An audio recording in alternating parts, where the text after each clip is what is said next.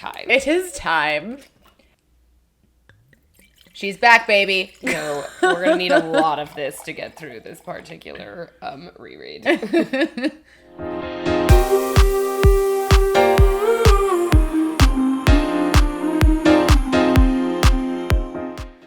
Hello, I'm Izzy. And I'm Jessica. And welcome back to the greatest genre. Oh my god, I'm so excited to be here. It feels so good to be back. So, season 2 is here, people. And we are back and better than ever. Well, are we better? We're also unwell. Or at least I suppose I should just speak for myself. I am unwell. The anxiety has officially arrived as we await Flame and Shadow. Whew. Well, if you're here for the first time, welcome. We are so happy to have you. If you are a repeat listener, welcome back. Welcome back. We are so happy to have you here again. Yes. So, in preparation for the launch of A House of Flame and Shadow, we have decided to pivot for season 2 over to the Crescent City series so we can refamiliarize ourselves with the world, the characters, and of course, all of the theories.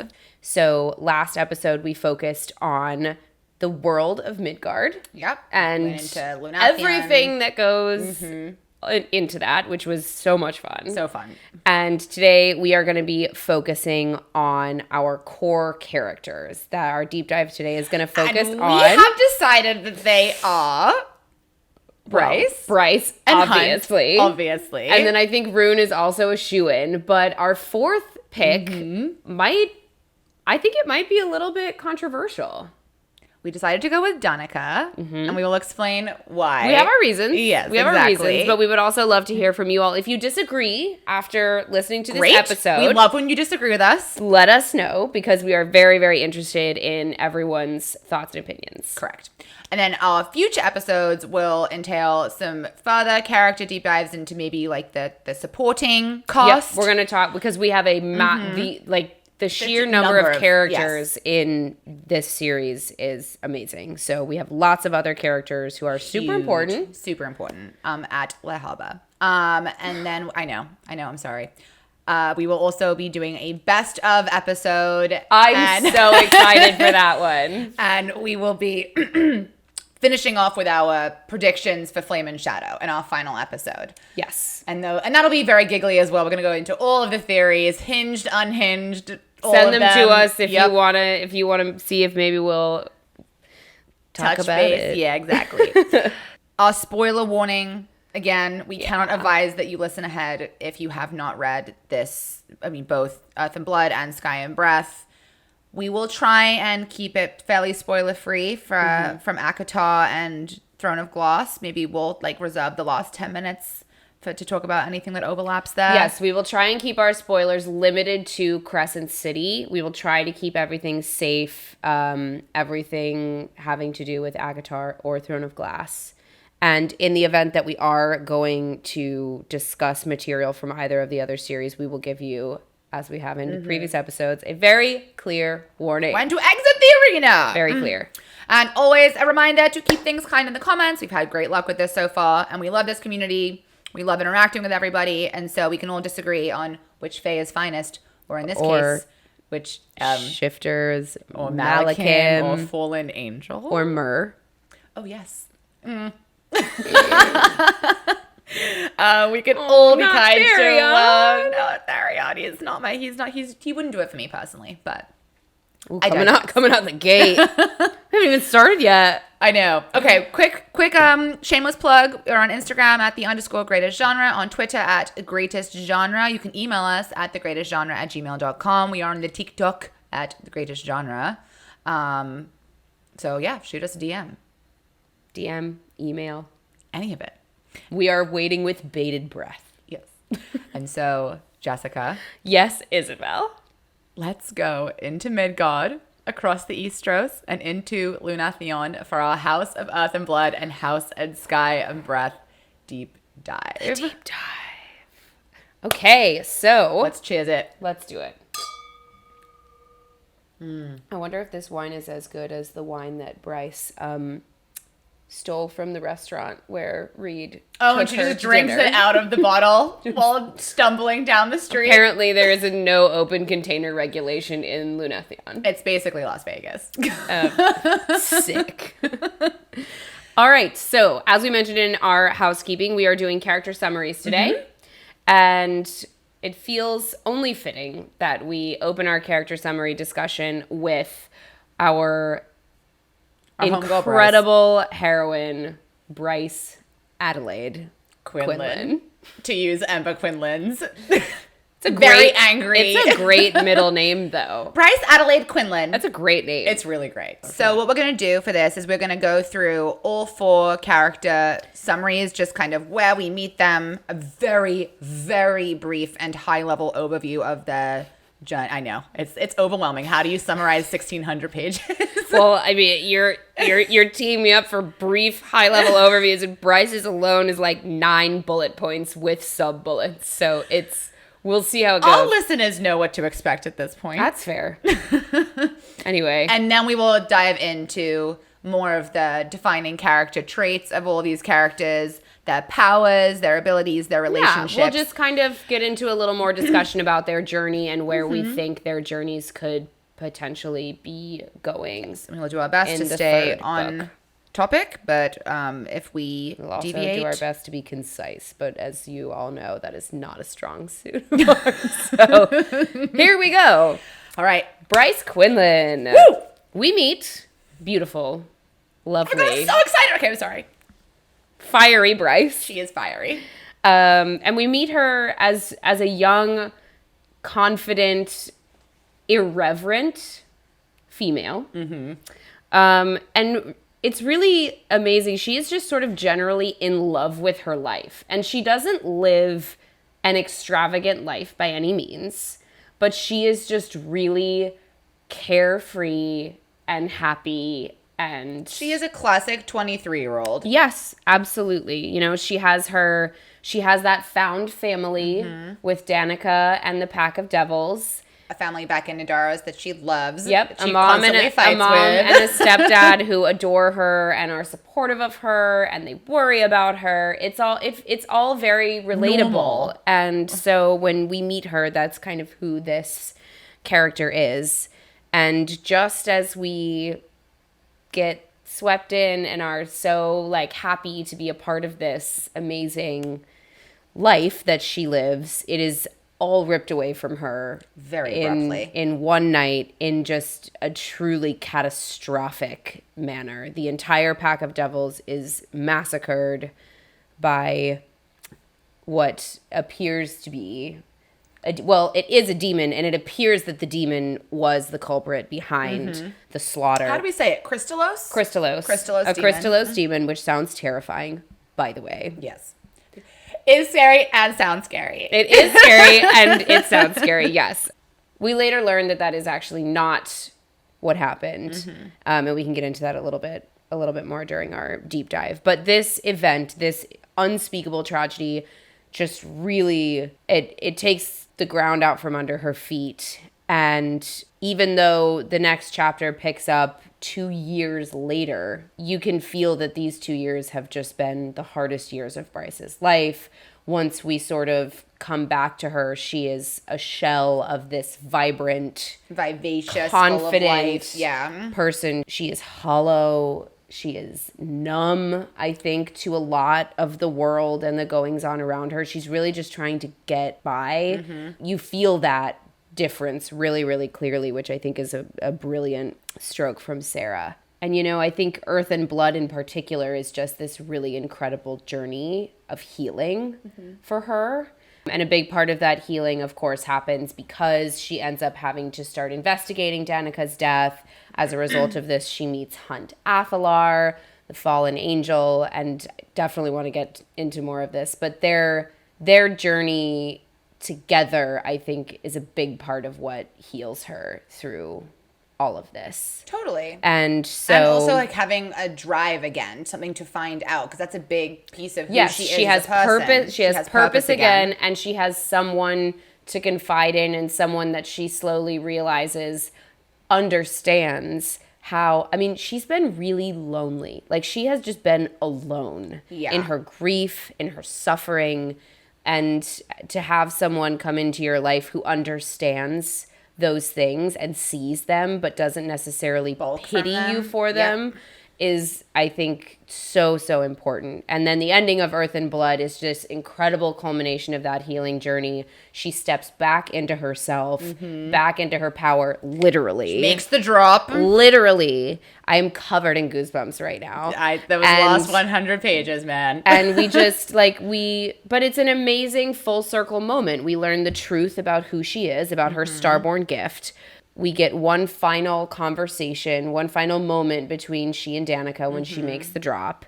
And she also tells Hunt that she's let him into her heart. She says, I was waiting for you in here. Stop it! And it's just an incredible, like, I think for Bryce as a character, Earth and Blood is really focused on that healing journey of hers. And it's which is something that Sarah does so well. And what's interesting, I think, about House of Sky and Breath is, again, like I mentioned, Earth and Blood is very much her internal journey. And House of Sky and Breath, I think, is much more about she continues to explore and develop her relationship with Hunt, her relationship with the world around her. With her friends, with her family. Exactly. Totally. And so it's just a very different, it's focused much more externally. Yeah. And about and the way that she up. reacts to things and navigates things that aren't necessarily just her past and her grief and her demons. Totally. Couldn't have said it better myself. So that's Bryce's high level overview. How many words? Not even timing me. So the next one I actually wanted to do is Danika. I figure girls first. Obviously. Because this is a Sarah J Maas novel. So we meet Danika, and I have to call this out. I think you just have to read the line. With the best opening line of any novel I have ever read. And I am going to read it. Do it. This is the opening line of the Crescent City series. There was a wolf at the gallery door, which meant it must be Thursday. Which meant Bryce had to be really goddamn tired if she relied on Danika's comings and goings to figure out what day it was. Amazing. End quote. Amazing stuff. Hooked, line, sinker, right off the bat. I was like, okay, I'm going to love this. I was like, wow. I've always wanted to write a novel, and I'm just never going to come up with a cooler opening line than there was a wolf at the door, which meant it must be Thursday. It's so good. It's brilliant. So good. It's so good. It's incredible. So that's how we meet Danika, and this one is actually very high level. I was proud of myself here. Ooh, Restraint. So Danika, as we mentioned, is Bryce. They are soul friends. Like, they are soulmates in every... She is to Bryce what you are to me. Sorry, I stole it from you. They are like sisters. Bryce actually at one point in Sky and Breath, when she's talking about Danika, refers to her as her sister. She is, I think, in many ways, and this is part of the reason why we chose her as a core character, the most important part of Bryce's journey across both of these books. Even after her death, Danika is shaping so much of who Bryce is. And the events that unfold. And the decisions that she makes. And so... She may be dead, but she is present the entire way through this series. She's present the entire way through the series. And that's, again, a reason why we put her in this category of our 4 main core characters. Because even though we are still uncovering the truth about her and who she really was and why she was keeping all of these secrets, like, even though she's gone, she's still shaping the events of the story. Totally. So, next up, we have Hunt Athalar. Oh my god. And Hunt... I'm just gonna say it off the top. He is my Jessica's number 1 book boyfriend ever. So if you come for Hunt when you email us, just make sure you do it politely. And I just need you to know that any kind of attack against Hunt is sort of an attack against me. I take it very personally.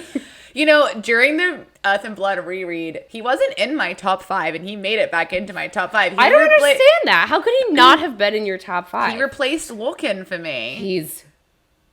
He's very, very problematic. Yes. And he's just so It's tall. really hot in here. Turn it down. I'm literally turning it down to like 67 degrees. Okay, I'm in a t-shirt. I'm not. Anyway, so the Umbra Mortis, So the Umbra Mortis.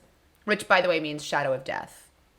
Lots of Latin. I could do a whole other episode on all of the different Latin phrases and cultural references that are included in these books. It is brilliant. I have no notes. So Hunt Athalar, this is a nickname. His name is Orion, but only his mother has ever called him that. He does not like it when people call him Orion, not even Bryce. No. And she has never done it. No. So Hunt Athalar has a nickname, which feels... Nickname, like, doesn't feel appropriate as a term for his title, the Umbra Mortis. No, people, like, quake in fear around. It's like not like a nickname. Is, like, an endearing thing. Yeah. And a nickname is like Therion calling Bryce legs. That's actually kind of hot. The Umbra Mortis, the shadow of death, is not a nickname. Like, what's... Hunt is his nickname, technically. Yeah, exactly. No, the Umbra Mortis is his unofficial title. He's very scary. He's very scary, and he's very tall. Very tall and very broad. Very broad. Everything is broad. His hair. hands are broad. His shoulders are broad. His wings are broad. Everything is very broad.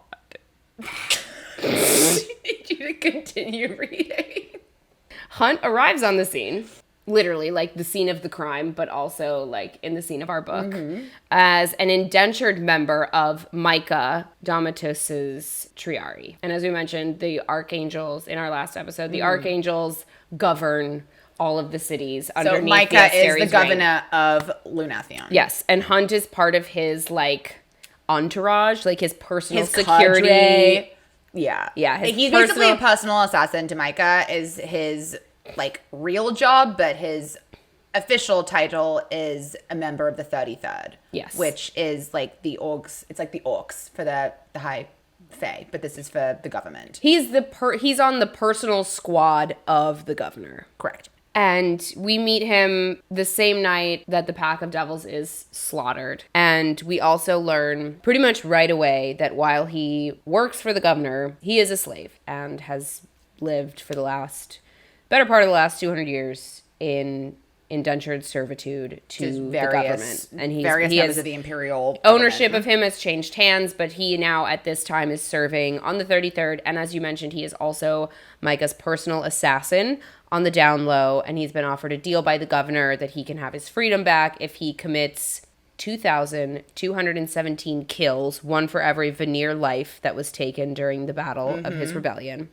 And so that is his just current state of being, which is pretty bleak. Over the course of House of Earth and Blood, he and Bryce really fall for each other. They connect with each other. He starts to come out of his shell. He comes out of his shell, and they both just sort of realize that they have found a reason to start a new chapter of their living lives, again, which both is of them, because he was also in that same like similar stagnant oh my God, place to Bryce. I was about to do a spoiler for a different series, so I'm not going to do it.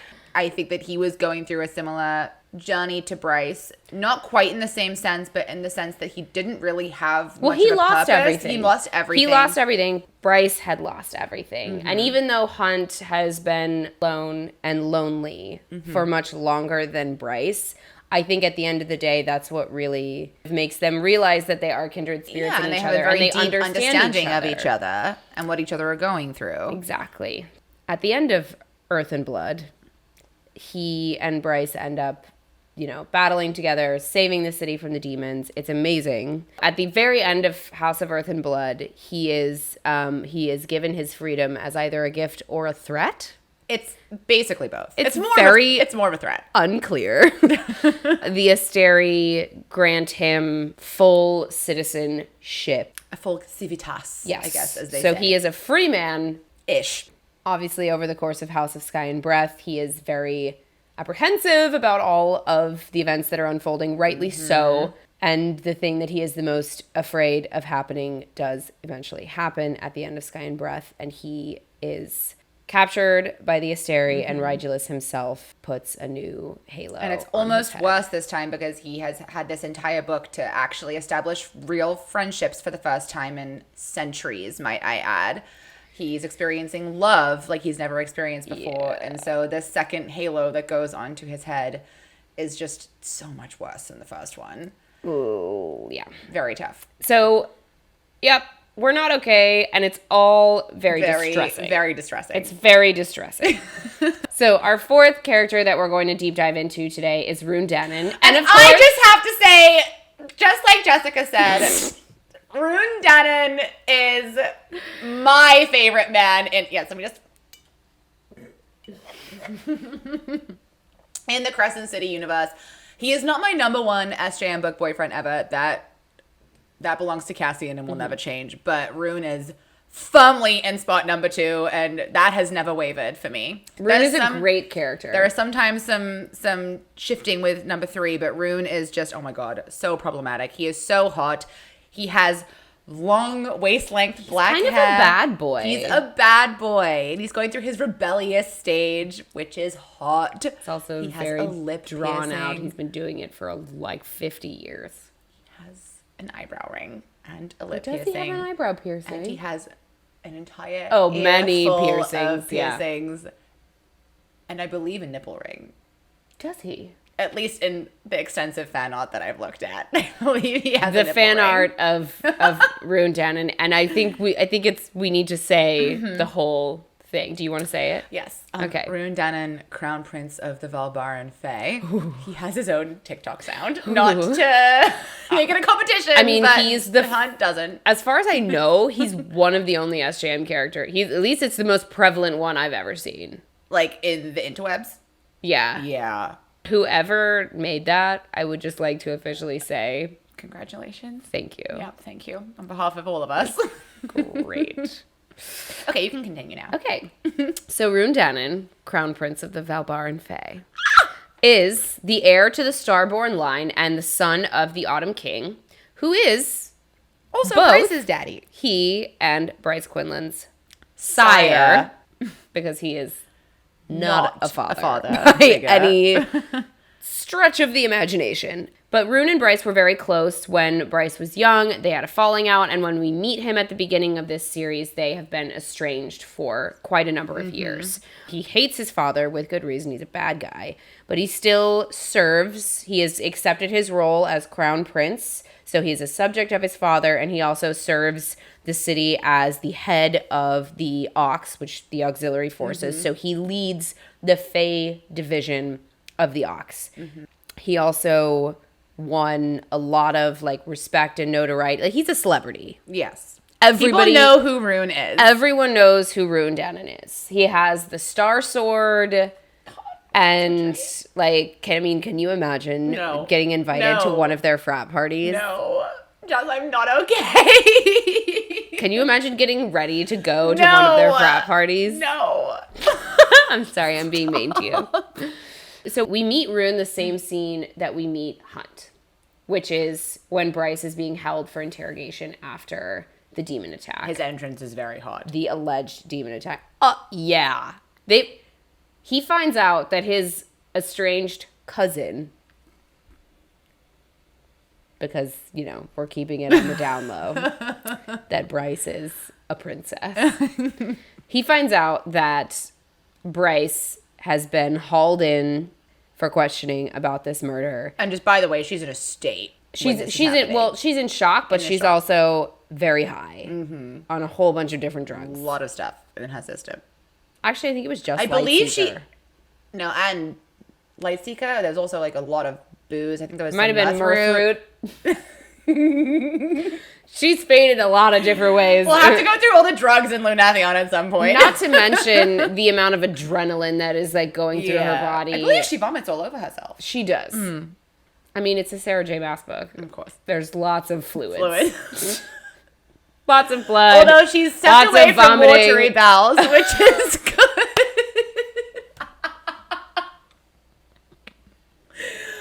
Okay, sorry. Thank you, Sarah. Anyways, so Ruhn arrives and he is like, she's Fae. She's Back off. under our protection. And if you don't have a warrant, you're not going to mess with her anymore. Mm-hmm. So he hauls her out of there. It's all very protective. And hot. It's all very hot.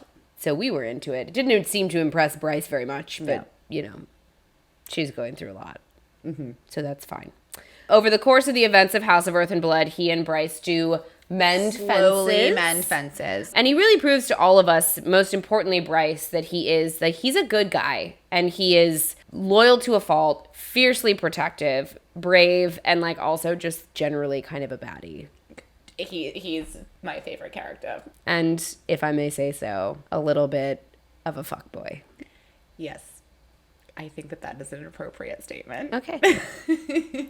So in House of Sky and Breath, he kind of starts, we see the very beginnings of him kind of starting to evolve out of this. And like properly grow up. Right. Out of this sort of extended, I'm just going to give the middle finger to my dad all the time. Mm-hmm. And just, you know. He starts to care about something bigger than himself and those in his immediate.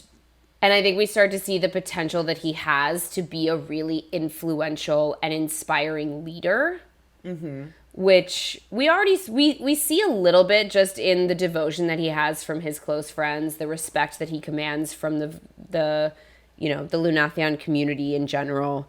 But you really start to see him step into what he could do with that. He puts on his big boy pants. In Sky and Breath. Mm-hmm. And he decides to become an intelligence agent for the Ophion rebel cause, which turns out to be not we don't know exactly how it's all going to pan out, but as of right now, it has gotten him into a very. You say Ophion because I was saying Ophion, and so I feel like you're correct and I'm incorrect. Guys, you know what? We'll throw up a poll on our Instagram also just like channels. A general apology for all the things we are going to inevitably mispronounce. We have Googled, okay, and there's not necessarily clarification on either side for some of these things. Correct. But yeah, no, as we said, he is loyal to a fault. He stands beside Bryce in full support of her, even after finding out that she kind of trumps him as far as being heir to the Starborn line and just her general level of power. He is not threatened. He is not intimidated. No.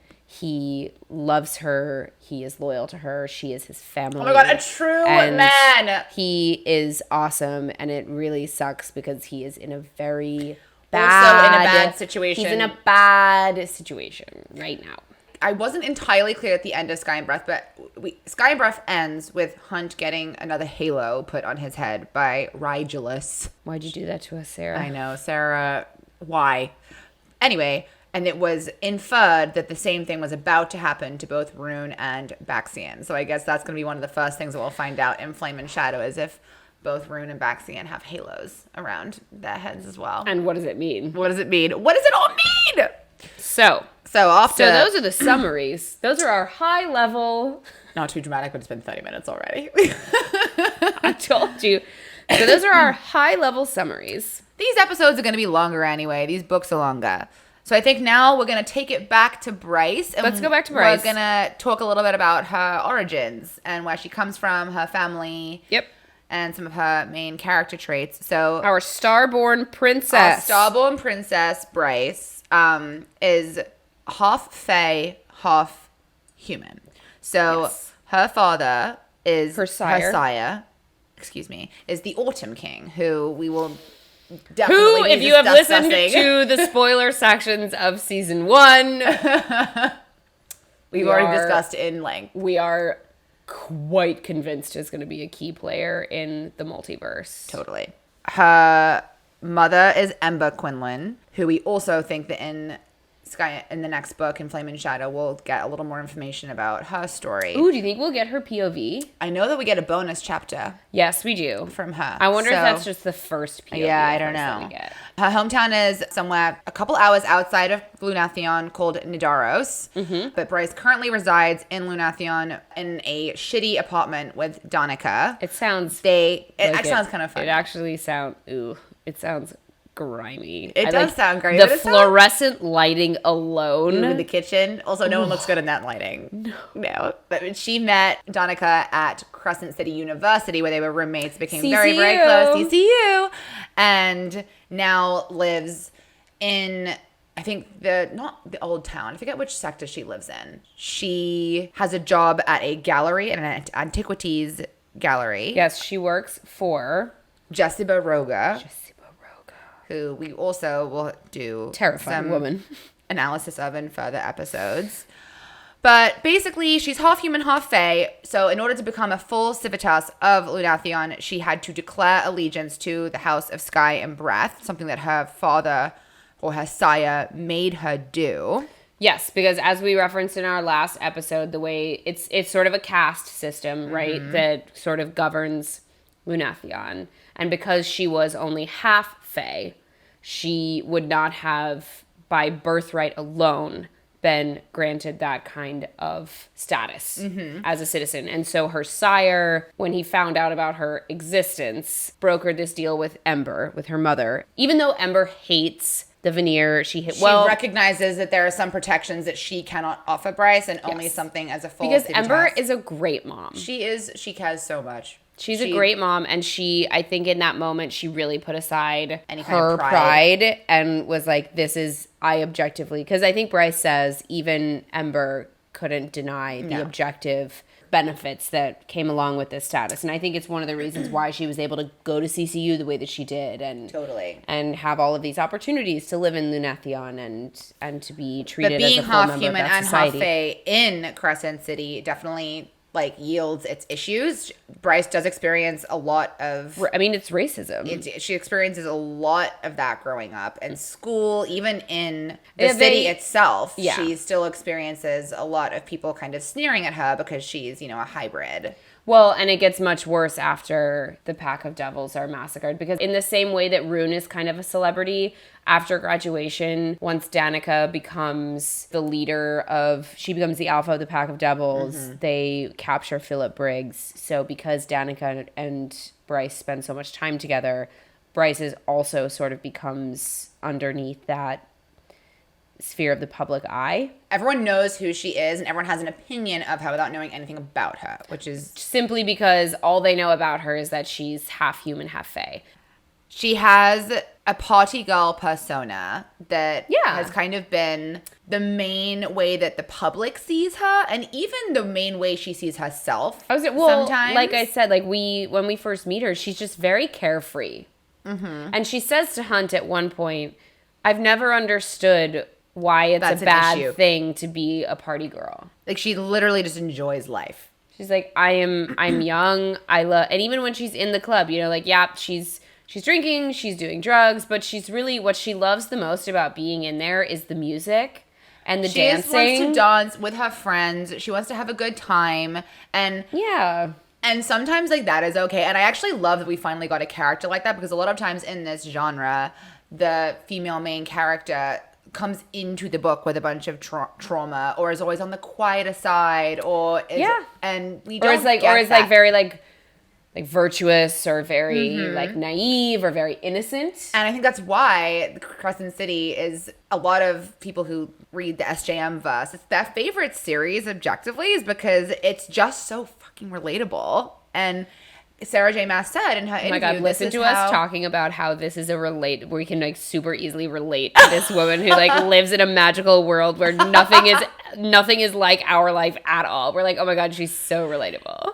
Well, it's how Sarah envisioned her fantasy. Because I feel this way too. I'm just calling us out for those people who don't read this genre. And they're like, what are you two talking about? They look at us and they're like, what do you relate to? What are you talking about?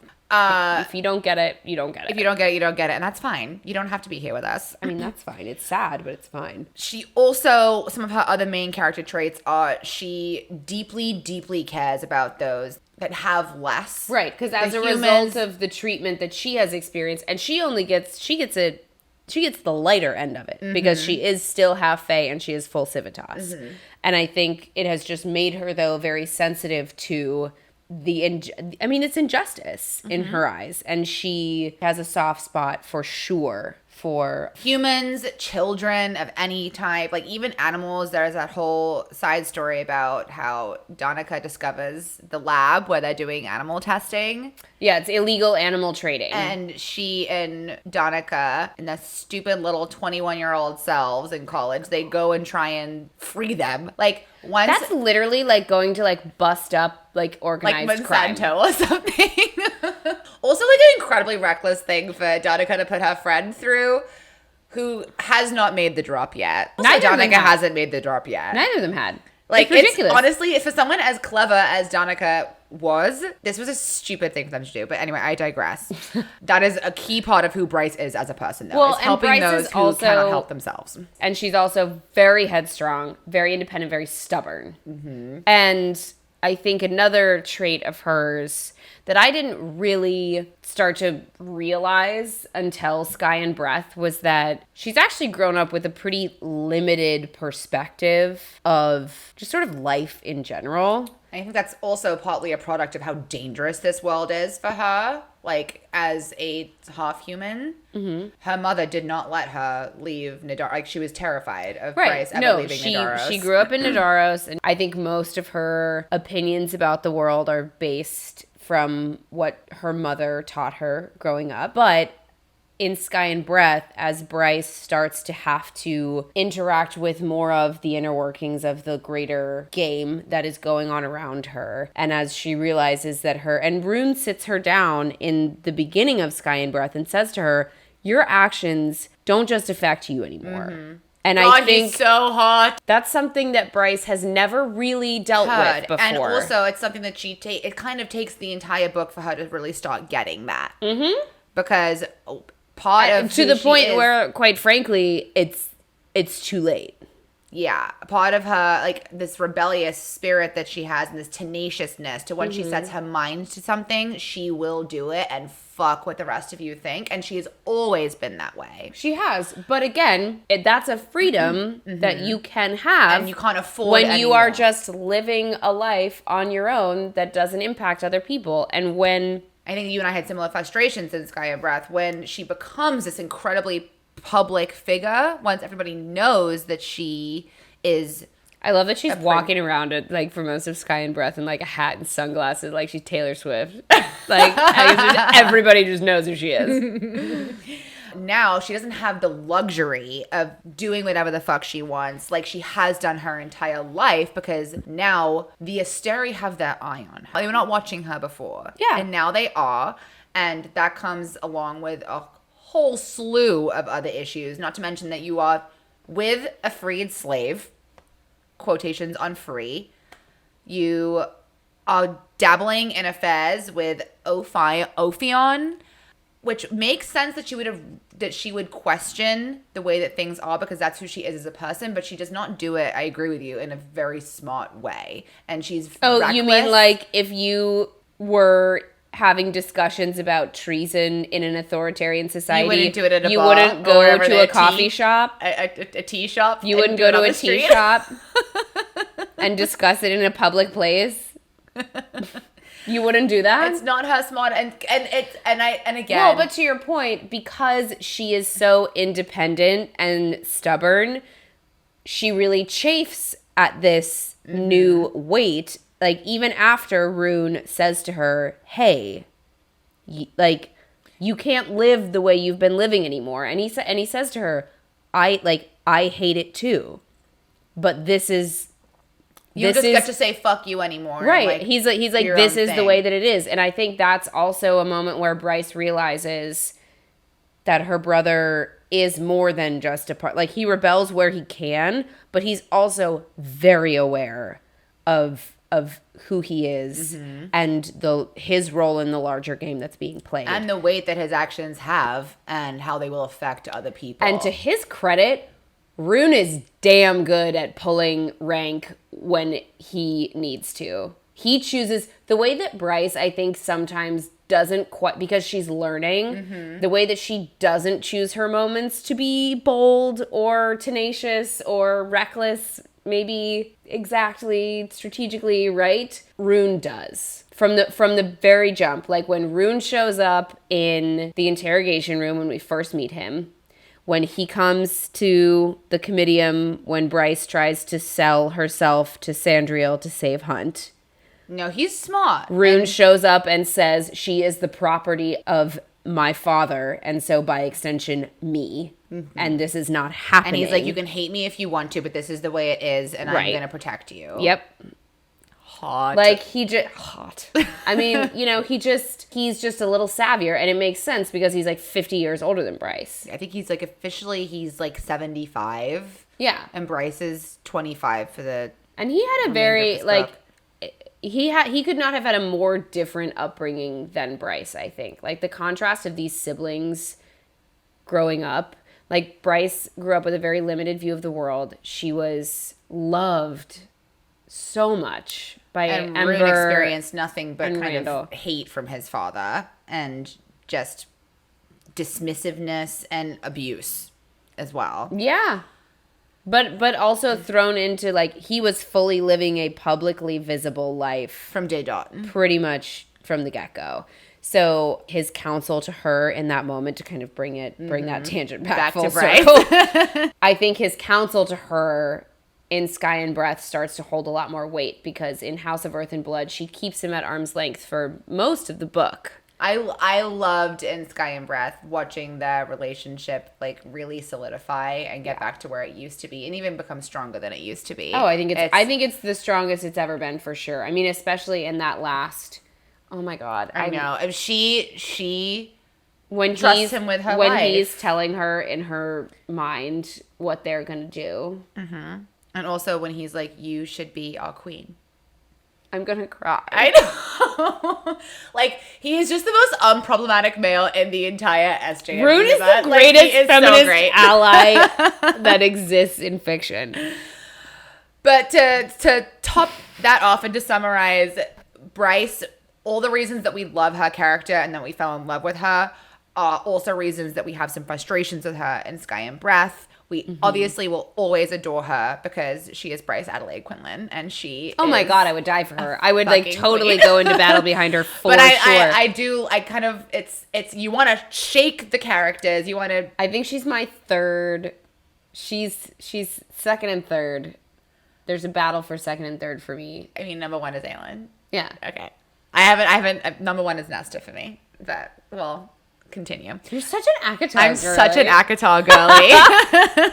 It's just what made me fall in love with this whole genre I'm not, again. I mean, I'm know. not an I mean, ACOTAR just be girly. clear, You're just like also a Crescent such, City- You're like the like ACOTAR is. Is my Bible. Yeah. Yes. So we should go into some of Bryce's powers and abilities and how they kind of manifest and change over the course of these two books. So Because this is really like, this was a huge shock to me. yeah, like When I first read this book, I did not, I mean, like, and I kind of loved that when I first read it, because it's like, oh, we're actually getting a female main character who isn't like the most powerful woman in centuries and who isn't see, like I much prefer for her to be on top of the world and like everyone should be quaking in fear before her. But what I loved about it was you were getting hints that there was something more to Bryce, but you still didn't know what it was. Like Right. when it's revealed at the end of Sky and Breath, when she walked, oh my God, I'm gonna say it a million times this season.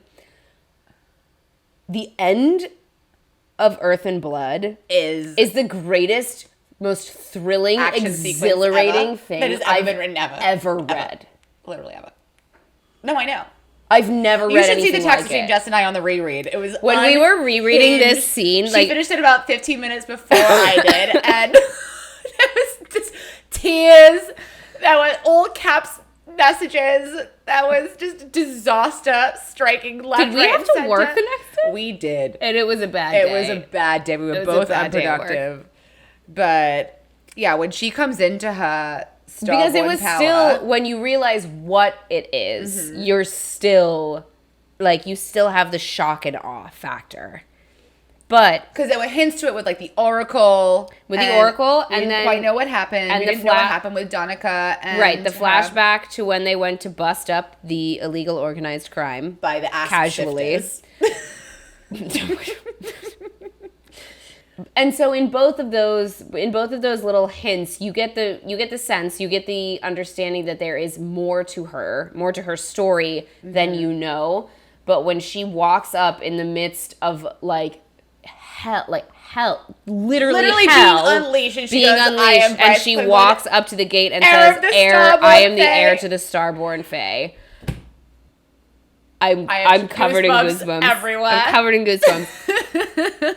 It's just the most incredible moment. It really, really is. SJM, she just knows how And to she's and drop you just a one-liner. know, and she's standing there wearing Danika's leather jacket. I know, and she's got the sword, and she has Danika's sword, and she's standing there covered in dust and blood and also grime that everybody, and sweat and everybody at the summit can hear her. Everyone in the city can hear her because she's at the connected gates. We perform best with an audience. I bet Bryce is a fire sign. I'm certain of it. Although I would guess maybe Sagittarius more than Leo. No, she's an Aries.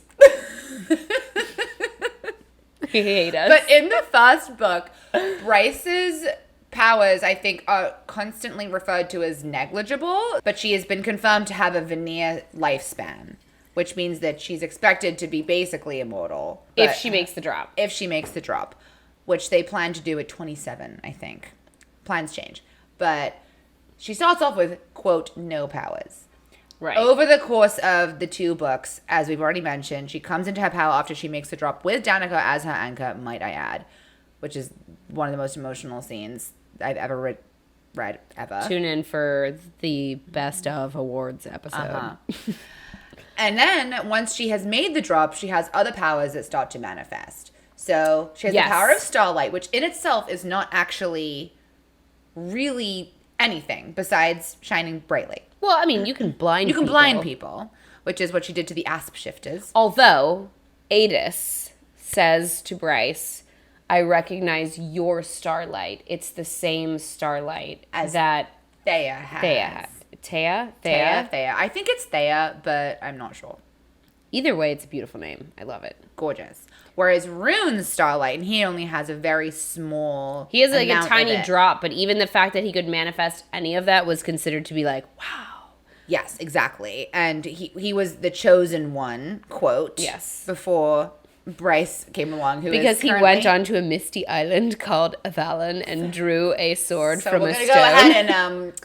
We're gonna go ahead and just say right now that SJM probably drew some inspiration from Arthurian legend, which we love. No, actually, I'm getting ahead of myself, so we'll just stop that right there and get into it in a minute. She can also use other people's powers if they charge her up. So right. So there are 2 main facets to Bryce's power. The one power that she's had her whole life but kept very secret was her Starborn power, and she even used it when they were running from the Autumn King when she was little. Tiny. Little. And the Autumn King sent a bunch of his Fae guards after 2 humans and a baby, which should have been like piece of cake. Dude.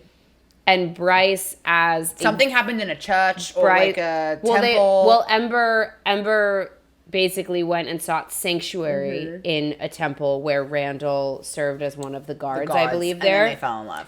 And they fell in love and they decided to leave and start a new life together. The Autumn King's henchmen caught up with them, and Bryce actually blinded them with her starlight. When she was a baby. When she was little. So the power of starlight. So she has her starlight power that she has kept a secret this whole time, but that the Oracle knew, but apparently had a meltdown. Instead it was like so dramatic. It's like, you've been around for a long time. You can't handle a week's long blindness. Also, was like, did nobody else think like, oh my god, wow, this person was like so powerful they messed up the Oracle? Like, instead it was the immediate reaction was like, oh, you're worthless, you blinded an Oracle? Doesn't make a that doesn't make a whole lot of sense to me. But anyways, right, so she has her starlight, her starborn powers, and then the other power that she gets is because she made the drop through the gate. So Bryce makes the drop, and she goes way further than anyone thinks she's going to, even further than the Autumn King. Right, because she is siphoning power from the gate. From the millions of people who have given a drop of their power over the years. And the gate is giving it to her. When Bryce made the sacrifice she made for the city, the gate gave her whatever it could to help her.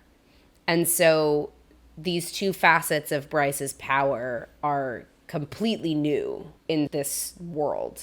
No one's ever done this before. She doesn't know the full extent of her powers. Neither does the Autumn King. Neither does Hunt. Neither does Cormac. Neither does Ruhn. Like, no one actually knows. And she starts to explore it in Hosab, but the princes of hell definitely know something that they aren't telling us. Them.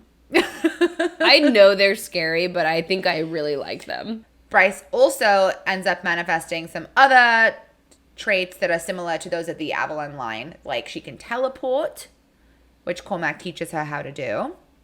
We know that the traits that are specific to the Avalon Fae are the mind reading, the shadows. Ruhn. Things that Ruhn has. Ruhn and Cormac. Mm-hmm. But Cormac can teleport. But it seems to me like the teleportation... That's a gift from...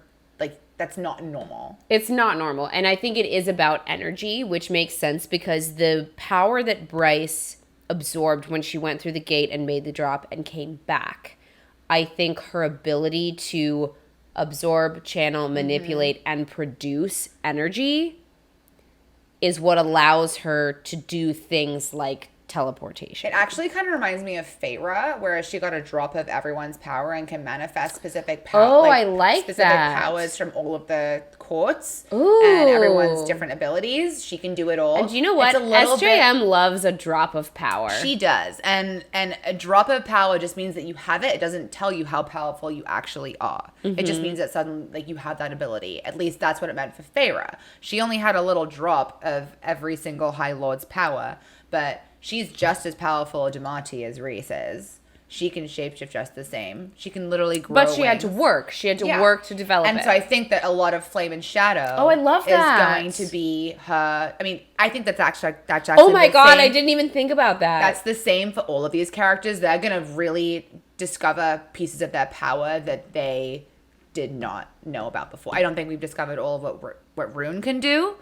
We're definitely going to find out more about what Hunt can do with his powers. And with Bryce, while she's in, spoiler alert, Prithian, I feel like she's also going to go through a secondary massive self-discovery, similar to what she went through in the healing and Earth and Blood. This is going to be like she's going to come into some oh my God, she's going to have to go to training. I hope and then she's going to look at, and she's going to go look at Cassie and she's going to be like, so you guys don't have guns? And Cassian's going to be like, What's a gun? And can I have one? So those are Bryce's powers. I think we have to move on to the others. Okay, so Danika. Deep dive number 2. Danika is this one will be shorter because we know less about Danika, but we have some important things to cover. She really is such a pivotal character. She's present the entire time. Danika's life and even Danika's death has, like, there is no story without that. It's the impetus for everything that happens in Earth and Blood. Everything. It's a big part of the impetus for everything that happens in Sky and Breath, because if Therion hadn't found emails between Danika and Sophie Renast, he never would have come. Banshee Lover 56. Like, also subtle Danika. Like, even Bryce was like Therion's like, yo, like, did not take me a long time to figure this out.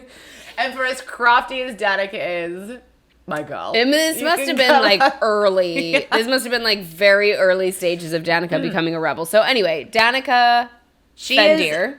Danika Fendir, alpha of the Pack of Devils. Pack of Devils. Very cool. Very cool. Also the fact that all of the wolves get neck tattoos to symbolize which pack they're in. Hot. Yep. Super hot. It's giving Sons of Anarchy. She is a member of the house. I want them all to ride motorcycles. She is a member of the House of Earth and Blood, a member of the Wolf Division of the Orcs. Correct.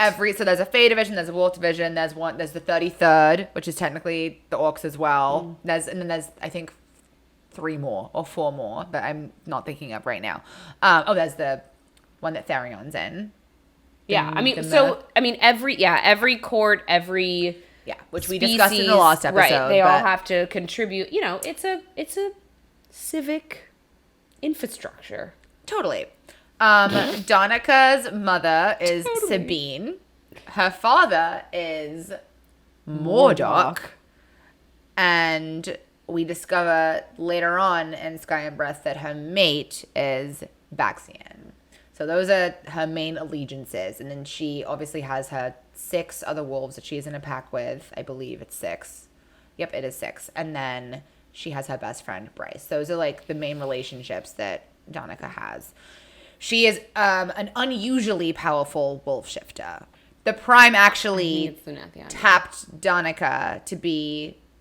He didn't officially tap her, but when she turned 18, he gave her the ancestral sword of basically the equivalent of the royal bloodline of the wolves. Which is a huge slap in the face for Sabine, her mother. And unlike Ember Quinlan, Sabine is a terrible mother. Yeah, not warm and fuzzy in the slightest. No, quite starkly the opposite. Exactly.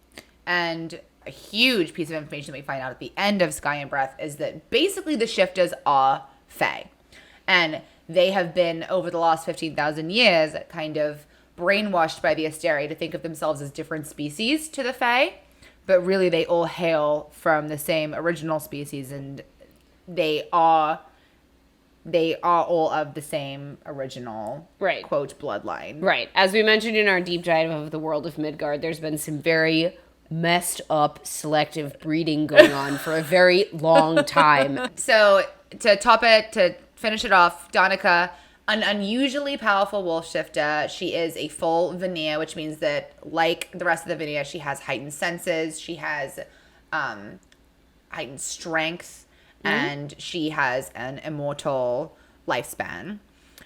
We only get her alive for a few chapters. Right, so it's hard to really feel like you know her, but I think that's the way we're supposed to feel, because I think that's the way Bryce is starting to feel over the course of these 2 books, is that even though this female was her closest friend, the person that she thought she knew and the person that she thought knew her better than anyone else in the world, she actually really didn't know very much about at all. And that's a really hard thing, and I think really as readers, it's so brilliant, again, like on Sarah's part, that we are feeling the same way about this character, because when we first meet her, like the internet is mad at Danika. Like, how many more secrets can you keep? But I think an important thing to remember, though, is that Bryce may not have known everything that was going on with Danika and everything that Danika was up to, but she knew who Danika was, like, in her soul and in her heart. And that's something you have to, like, I think we have to remember, is, like, no matter how mad we get, there's a reason that Danika, like, kind of laid these Easter eggs for Bryce, is that she knew who Bryce was as a person. And it doesn't matter how mad you are at a person or whatever, like, what they withheld from you. Bryce knew who Danika was, and Danika knew who Bryce was, and she knew that Bryce would prevail. Yeah. I have goosebumps everywhere. Well, and that is why Danika got a spot in this episode where we're talking about the 4 like core most important characters to this series. Because without Danika, there is no Bryce. No.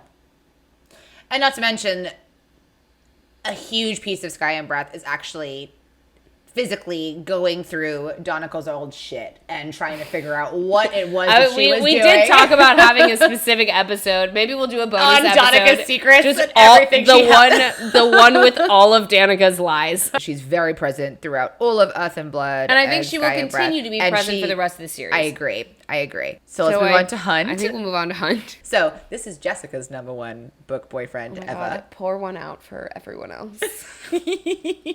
I love him. One of my bullet points just says hot. Yeah.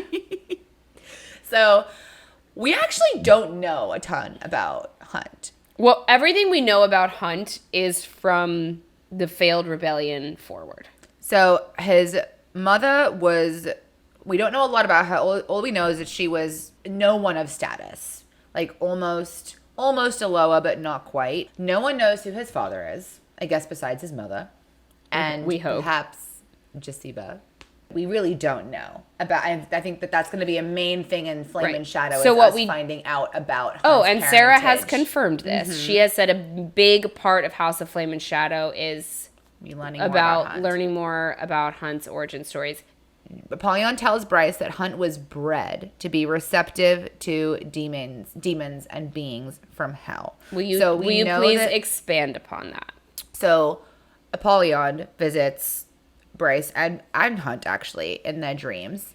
And he visits Hunt first, right? He visits Hunt first, and then he visits Bryce. But from what he tells Bryce about Hunt being bred, means that Hunt's creation or conception was very much intentional. But by whom? We don't know by whom.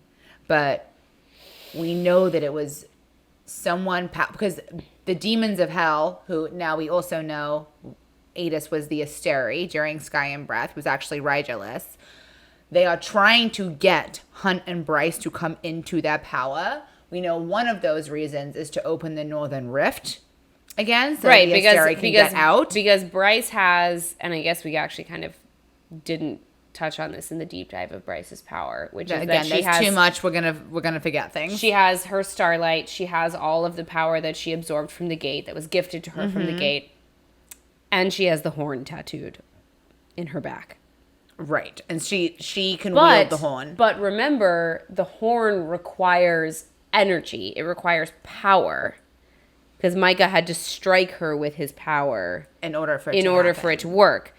And so I think that is why the Asteri are allowing Hunt and Bryce to be together and explore and why this. They freed him so that they could explore that power together. Because Hunt is a battery. Hunt is energy. He is lightning. In case it wasn't clear, Hunt is like the most power. Like he actually outranks the Archangel's power technically. But because he's not an archangel, because his wings are gray. They're dark gray. And to be an archangel, your wings have to be Snow white. And perfect. Nobody else in the Malachim, which is technically what he is. He's an All angel. of the angels are called the Malachim. That is their race. Yes. It's their species. Yes, precisely. I was going to say, I think we should really call them, use species instead. Nobody else, as far as we know, has the power to wield lightning and manipulate lightning. They say in the books that it's never been recorded. Besides Thur, who is the god of thunder. Who is myth, by the way. Thor? Yes. Who is Thor? No, I mean, listen, Thur, the statue of Thur wielding a hammer. And the amount of nuggets in Sky and Breath that Bryce, she's constantly comparing Hunt to the god, both in the library, in the ballet scene at the beginning. She is always... From the jump, we're getting all of these details that are kind of priming us to relate Hunt to this god. Mm-hmm. So when you're in Hunt's mind after he and Bryce bang in the biodome, that's all I'm going to say about it. And they teleport by accident because he has supercharged. Oh my god! I don't know how to say it. Oh my god! And how did he supercharge her? I don't want to say. It's not appropriate. But anyways, so, but when he is you're in his head afterwards and he says that the feeling of her power, of him absorbing her power, he said he suddenly felt like anything he wanted or willed would not be denied to him. Anything he could think would be possible. That he was just overflowing with possibility. And I'm sorry, does that not sound like a godlike power to you? I don't know. We'll have to find out. It sounds to me like... That'd be so hot. If Hunt was a god, that'd be so hot. He's already hot. No. The direct quote is, nothing he willed would be denied to him. When his power merged with Bryce. Yeah. So whether that means he's a god or not, I think it certainly means that their combined power is the key to whatever's going to happen in the next book. So Hunt had basically, because of this insane well of power that he has and his unique abilities, he has been used as a weapon by various members of the Imperial cast of characters that we have, whether that be Potentially beginning with Shahar. Yeah, so there's, we don't even Shahar really was Hunt's first love, and she was the leader of the first rebellion, but there is a number of theories out there. By the way, I think it's like a stretch to call that a rebellion.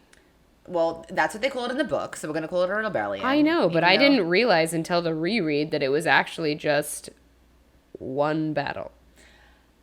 But apparently, I guess there was a lot of... had to muster a lot of forces. I guess there was a lot of planning that went into it before they fought the battle. Maybe. I don't know. It's very tough. Very tough. That's an entire uprising. It seems like Ophion is doing much better right now than the original And they're rebellion was doing. humans. Yep. But Hunt was used as a weapon by the Asteri, by Sandriel, by Micah currently, and there are theories out there as to whether Shahar was ever really in love with him at all, which I don't think that she was personally. I think she was just using him. Of course not. The only person who's ever loved him is Bryce. And his mother. Yes. But he is now a slave, and he has SPQM tattooed on his wrist for the first book, and for the second book, he is, quote, freed. He is a pretty introverted person, I would actually say. Oh, of course. No, Hunt is a very, very guarded. I mean, and that's one of the reasons why. Like, one of the reasons why, like we've said already, when he and Bryce meet each other, of course, it's difficult for them at first because they are two people who have learned the hard way not to let anyone in. I love that he and Bryce are kind of opposites attract in that way. Like, she is such a social butterfly. It comes easy for her to have a wide... She was. But she comes back into that a little bit in Sky and Breath. Well, and I think that's also because, again, like, they just had very different... And Hunt has been alone for so much longer than she has. But they're both just two very lost souls. Yeah, I'm very lonely. And they're very lonely. And that's not to say that two lonely people can always make each other feel not lonely. Yeah. I think the reason that they are lonely is because they both feel like they have lost everything. Mm-hmm. And they are now just sort of trying to get by day by day. And what really makes that love connection for them is that, at least for Bryce, she feels like the moment where she really allows him to see her, he sees it. He doesn't balk. He sees it and he accepts it, and he doesn't pity her and he doesn't fear her and he's not intimidated by her. And he just really respects her and admires her for exactly who she is and exactly where she is in the current stage of her life. God, he's so great. I mean, it's such a problem. And if it wasn't enough that he was broad and tall and tan and had long dark hair and wings and wields lightning, then Sarah had to go put him in gray sweatpants and a backwards hat? Indecent. It was inappropriate. It was inappropriate. It was indecent, and that was low. That was a low. Every scene where he has that backwards sunball hat, I can't talk about it. When he like shows up to and Ruhn's she frat party in him, his like white leaned like back on the couch, like oh my god, Jessica, stop! It's not. I can't. And he's like dangerous. I know. He's the Umbra Mortis. I know. He's very scary. Oh my god, but really he's a marshmallow just with Bryce. And actually this brings me to another piece of his character that I just want to dissect slightly, which is he seems to be a bit of a sucker for powerful women, right? Like, we love that in a man. But sometimes you want to shake him, be like, talk back. You're not actually in the wrong. Like with this whole nonsense with Bryce. But remember, he has never been in a position where he's been in control of his life ever. He has always been subservient to someone else. I mean, he's literally been a slave. He could not. No, and he could not talk back to anyone. Anyone. Yeah, but he has been for 2 centuries operating under the survival instinct to suppress. All I am saying is that if, like, he has never felt about anyone the way he does with Bryce, like, in his opinion, like, they are mates. He's the one who discovers they that are mate mates, connection. but even, like, when he realizes that Bryce has lied to him about Emil, he forgives her immediately. but the first reaction he has is, this is exactly like what happened with Shahar. She never really let me in. She was always doing things on her own. That trauma of his is still very, very, very real. And that is what never actually and that is battled what those Sarah was demons talking before. about, I think, when she said that Hunt has a journey ahead of him. Because Earth and Blood was Bryce's journey, facing all of her trauma. And he hasn't done and it her yet. demons and her past. Because he's just been trying to survive the entire time. And Hunt hasn't really faced that yet. And I think that started to come to the surface in Sky and Breath. And I think it's going to be a big focal point in Flame and Shadow.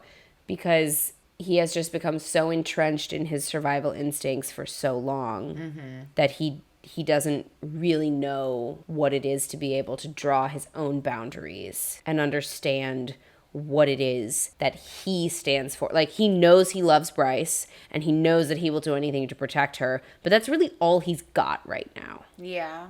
No, it's a great point. He was, like, sort of fine working for Celestina, but he doesn't really like the Asteri, but he's not going to do anything about it because he's just... Well, he's traumatized. Because he's traumatized and he's like beggars can't be choosers. I'm free now. I just want to be free. And he doesn't really want to get into the rebel stuff, but he does. No, I actually super feel for him in all of Sky and Breath. I do he's too. Really finding his foot, and I'm so happy for him and for Bryce that, like, they have found this with each other, and they are each other's rocks and they're each other's person.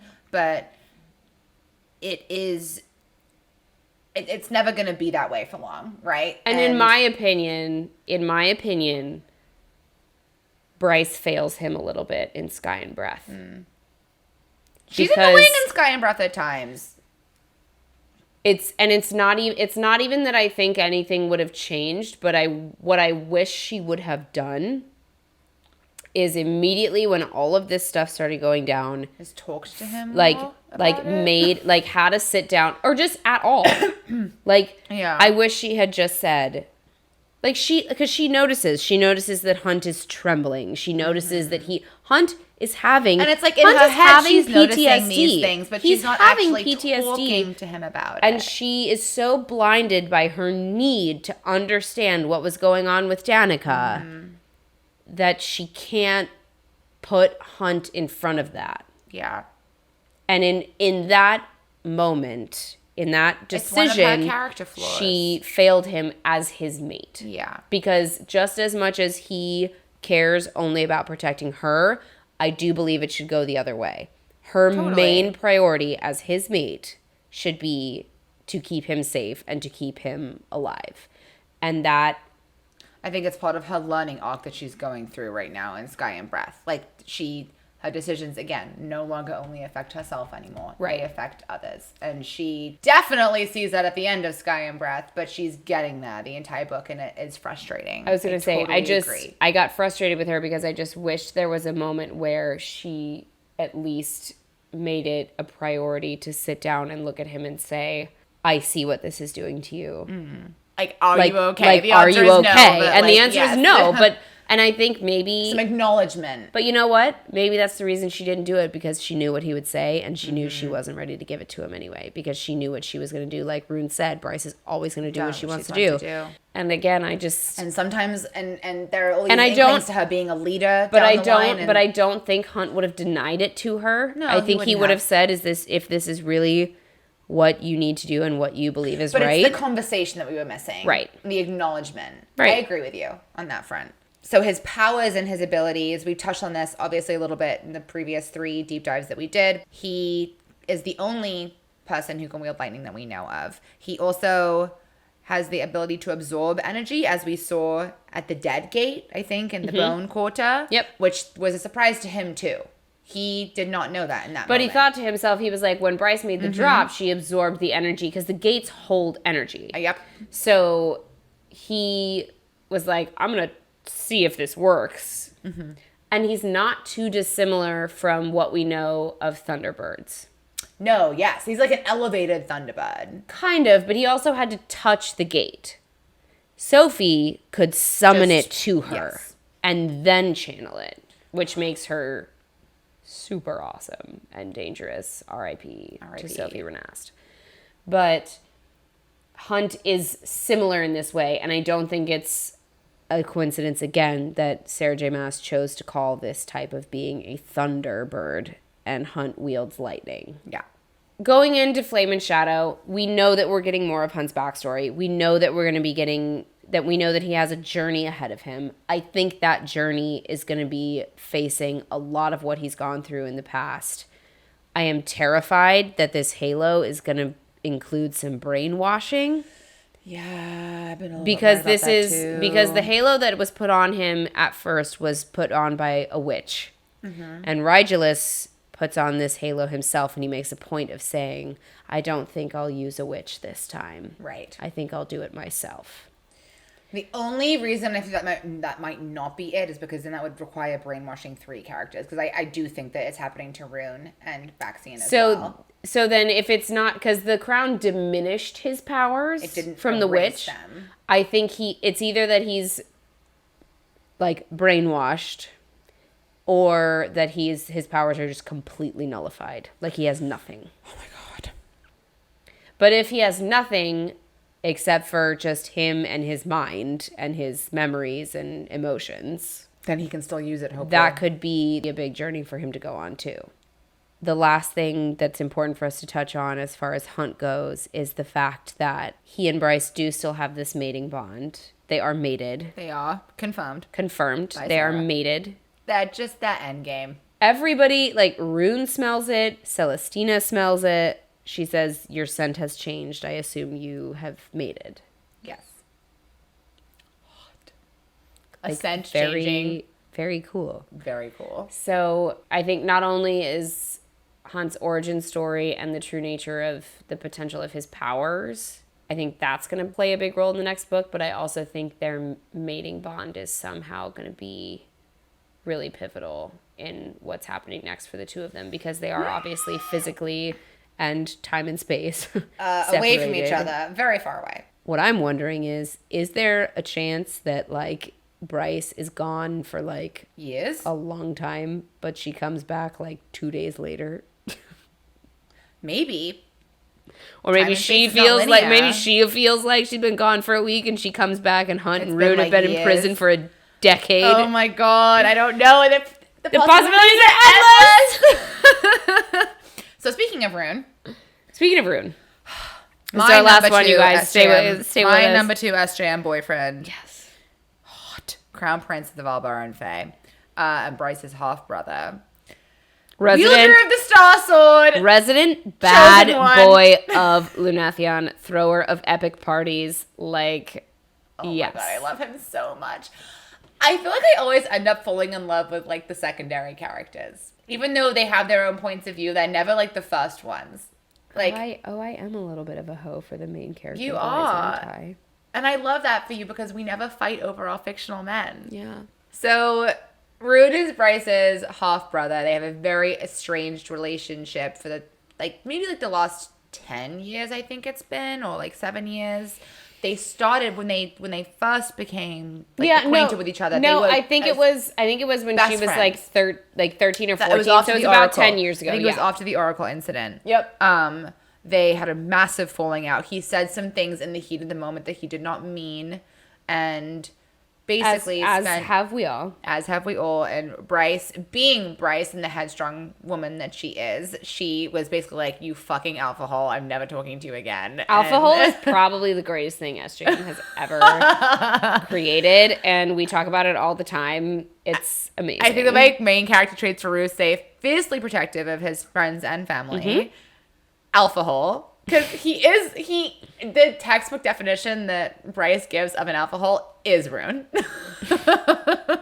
In the best possible way, it is Ruhn. Coincidence? No. Do we think she maybe came up with this name after the falling out with her brother? And the third character to have is just pissing off his dad, which is a big part of who he is. He lives to piss off his dad, and the relationship between Ruhn and his father is really important, and I think it's going to become even more important before the end of the series. And one of the things that we didn't touch on when we were talking about Bryce, but I do want to touch on it while we talk about Ruhn, is that he notes many times throughout Earth and Blood and Sky and Breath the similarities between Bryce and her father. And we actually are, the Autumn King is in one of our supporting character episodes. Have a whole, so we'll get into that more during that. But what I do want to talk about is actually like Ruhn's name. So he is Ruhn Danann, and Bryce obviously is Bryce Quinlan. Yep. But Danann, or Danann, again, pronunciation is sort of up for debate here. But Danann is actually a term, and it's a name from Irish Celtic lore mythology. And it translates specifically to the people of the goddess Danu. And this is real. Like, this is historically studied. Sarah. I love that Sarah knows. She does have research. Everything. Like, she just knows her stuff. So Danu was spelled D-A-N-U. She was a Celtic mother, a Celtic land goddess. So these beings, the people of the goddess Danu, the Danann, they were supernatural, angelic-like beings. There are also references to them being godlike. And I think that just goes along with kind of like even in ACOTAR, right? Like the Fae, they look like humans, but they're taller, bigger, faster, stronger, heal quicker. Right. They are immortal, just like the Fae are described. They were also referred to in Irish mythology eventually down the line as fair folk, which became shortened to fairies. And I just thought this was a really great reflection of Sarah's expertise, and she's tenacious, just like Bryce. She does her research. That's just a part of what makes her story so rich. Yes, you know, and absolutely. everything that she does is done with intention. Like, she even names her characters with such, it's just like mad respect, such deep, Sarah. rich meaning, right? Yes. But I also what I gleaned from this that maybe wasn't quite on the surface, that I'm taking liberties here and reading between the lines. So this is conjecture. But because Danann is, by extension, sort of the root of the term Fae, I thought it was really cool that this bloodline was sort of the first bloodline of Fae that came, allegedly, through the rift from their homeland into Midgard. And then also, it's extremely poignant then to remember that the Oracle told Ruhn that this bloodline, the first original bloodline of Fae in this world, is going to end with Ruhn. What does it mean? I don't know. I love that you did all that research. It's so cool to see how Sarah literally thinks of every I was going to say, even if it's due diligence, that's even what she if does. It's nothing more than just a nod to Celtic mythology, I still think it's worth pointing out, because that level of dedication to the world building that she commits to is what sets her work apart from the many other romantasy books many other fantasy romance novels that we have in our roster. Yes, correct. But Ruhn, we don't get much about Ruhn's childhood other than it was not very happy. No, it's like we know that he loves his mother, who is... She was a princess, wasn't she? I don't know if she was a princess or if she was just a noble of the Avalad Fae. We know that she was picked specifically for breeding. There was no love in this union between the Autumn King and Ruhn's mother. It was specifically just to yield offspring. And Ruhn is very resentful of the way his mother is treated. The Autumn King is very dismissive of her. He doesn't seem to be abusive of her. She just is kind of neglected. I don't know if happy is the right word, but she is very resigned to her position in this world and has accepted it and from what we know from the story, isn't striving for anything more. Like, this is her lot in life, and she knows that it is, and that's fine with But her. I did think it was interesting that when we're in Ruhn's mind, he loves his mother very much. Loves her. And he's very protective of her. And he does try to advocate a couple of times to his father to be there for his mother in any kind of way. But I think it is interesting that still, over the span of 2 books that are 800 pages, and we've had interactions with Bryce's mother, we've never had an interaction with Ruhn's mother. It's because the Avalon Fae are shrouded in mystery. Hopefully, some of which we will unpack in Flame and Shadow. I mean, her son is about to be in the Asteri dungeons. I would hope that she. It's just too much. At least, has some kind of reaction. And the other thing we know about Ruhn is that he went through some serious childhood abuse, or I don't know if it was when he was an actual child or when he was a teen. But Does it matter? Doesn't really matter. There was scarring. There was a burning incident from his father that left him, a Vanir, who has heightened healing abilities, scarred all over his arms. And that is why we know that he wears sleeves of colorful tattoos, is to hide the scars on his arms. His father is constantly disappointed In Ruhn. And I actually think it's a testament to Sarah's writing. He had an unhappy childhood, but like the last 50 years has been Ruhn basically doing a big fuck you to his dad.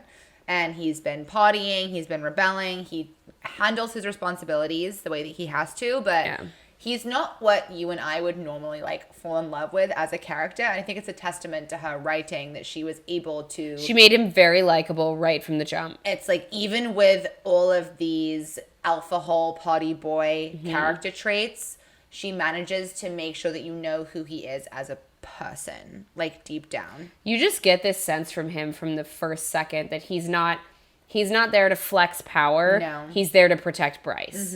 He's there because he does not like that Bryce was hauled off someplace by angels who the Fae hate. And it's kind of like that Fae thing that we love and hate at the same time. Like the males, are literally incapable. Fiercely, instinctually protective to a fault. Yes, of all of the female relationships, whether that is a mate or a friend or just a lover. Like they will move heaven and earth for you. Hot. Very hard. We should probably talk about his powers a little bit, which is... Yep. In stark contrast to the powers that his father possesses, which are flame. Yes. For the most part. Yeah. Although... We don't fully know because... Although Autumn King shrouded in mystery. is very sketchy. But Ruhn has manifested predominantly the powers, it seems, from his mother's bloodline. Yes, which include are shadows, mind speaking. Although that, again, I think might be similar to what we've yielded of Cormac and his teleporting. It's not a common character trait of... And Ruhn kept it secret from his dad. The Autumn King doesn't know that Ruhn can do this. He has very small levels of Cormac starlight. knew? Cormac suspected, which is why... So it must be an Avalon Yes, exactly. trait. Very small levels of starlight.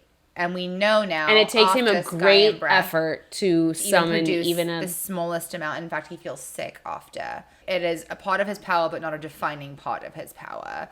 He can The shadows are what people know him for, I think. Everyone knows that Ruhn can manipulate shadows.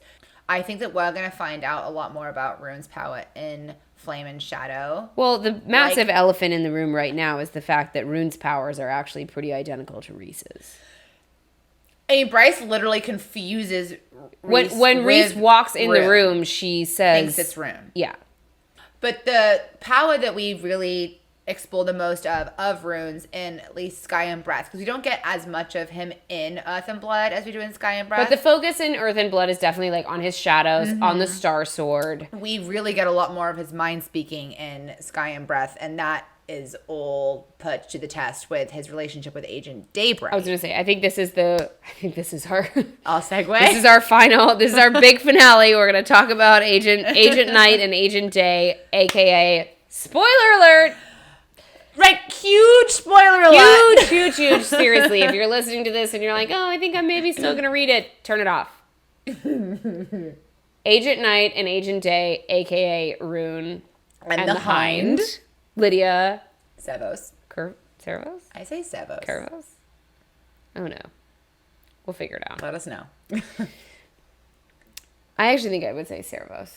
I'm pretty sure it's Sevos. Anyways, so Cormac shows up on the scene after being like, guess what, Bryce? We're getting married. Which lols. Which no one actually wants to happen except for apparently their The dad. Autumn King. Yeah. Who is either the biggest sucker in Midgard or he's playing like 5D chess. Like 6 or 7. Like he knows so many things he that we don't know. either knows everything or he's actually just a Looney Tune and knows nothing that's going on.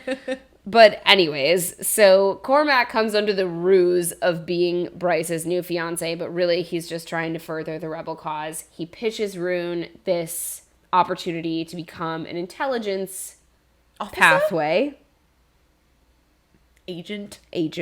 He uses his mind-speaking abilities to telepathically gain information from the most pivotal rebellion intel source. Even the rebel forces don't actually know who this person is. They've long suspected that she might even be one of the Asteri. An Asteri for the level of intel that she gives them. Yes. And just to put any worries to rest, like we will be extensively talking about Lydia in The Hind in a future episode. Yes.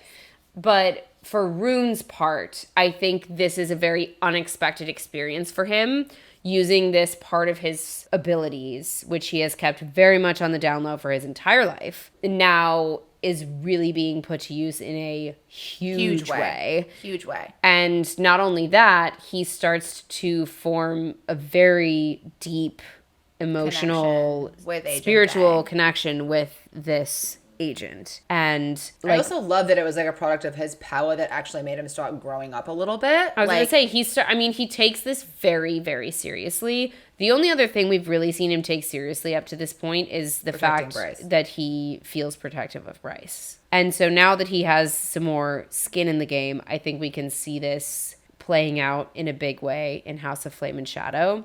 I also think that's why it was such a blow to him when he realized in the dungeons who Day really was. And it was tough to read his reaction to that because it's not what I was expecting. No, it wasn't. I think he'll fairly quickly realize that, because he even says in the moment when that's happening, he's like, how can you simultaneously love someone and hate someone that much? I mean, those emotions are so close to each other. Oh, and like, of course. He's like the thought, I hated her, I think is what he said, but the thought of anybody else touching her, especially Pollux, it's like he's having... Pollux is so and I get awful. it. Everybody is He's allowed so to have evil. A reaction to information. There is so much going on at the end of that book that it's like we can't... I don't think we can really judge his reaction to that based on what was happening in the span of an hour. I do think, if I had to guess, that this will resolve itself and he will realize that he is 100% in love with her. I do think it's going to resolve itself, but I also... It was tough, man. I wasn't... Her, like, bang on the edge of his mind, being like, let me in. And he just... I wasn't expecting him to really shut her out like that. I thought it was going to be like, oh my God, wait, we have hope. Yeah. And I think we have to remember, again, like Bryce, give these characters some grace. They're just kind of growing up right now. And I think we saw the beginnings of Ruhn growing up, but I think in that moment he reacted without perspective, which is really, really, really impossible to do in an emotional situation. Yeah. It's so hard to have perspective when you are just having... Feeling. You are just feeling. When you are just feeling, when you're just emoting based on a stimulus. Like days later, you can sit there and you can think about it and think about all the things that you wish you'd done differently. And he has nothing but time because he's going to be sitting in the Asteri dungeon. I mean, dear God, I hope that's all it is. I hope he's just sitting in the dark. That's a best case scenario. I don't think that's what's happening. I don't either, but that's what I'm hoping for. I think we can like round this discussion out that like obviously we're rooting for Ruhn and Lydia. Obviously, yeah. And rereading those moments between he and Agent Day, like it's weird to call her Lydia in those moments because she was just Day to him. she and Ruhn and the time they spend together, I think is really important for Ruhn too, because like going back to what we said earlier about how he's been in the very public life for a very long time. These conversations that he has with her are like the only private thing he's ever really had. And private in the most serious sense of the word, literally in his own mind. Right. Like, he's not even telling Bryce or Hunt or Tristan. This is the only place where he is able to just really be himself. Just exist as himself without any other kind of outside pressure. And that's a very intimate thing. Yes. And so I think this relationship is going to be really, really pivotal for his eventual, like, his character development. Totally. And do we think they're mates? I'm not willing to say yet. I think they are. I hope they are. I think because we had a little giggle about this in the bonus episode. It's super, super rare that you find mates, but I love that every single main character every main character gets one. I think they both deserve that. And we have some really fun theories about Lydia that we're going to get into in our next 2 episodes from now. But we love you all very much. Yeah, and even though this is a slightly chaotic entrance into the characters of Crescent City, I mean, did you really expect, first of all, anything less? It's a chaotic series. It's a chaotic, chaos in the best way. I don't mean that in a criticism at all. No. It is the most beautiful type of chaos ever. Mm-hmm.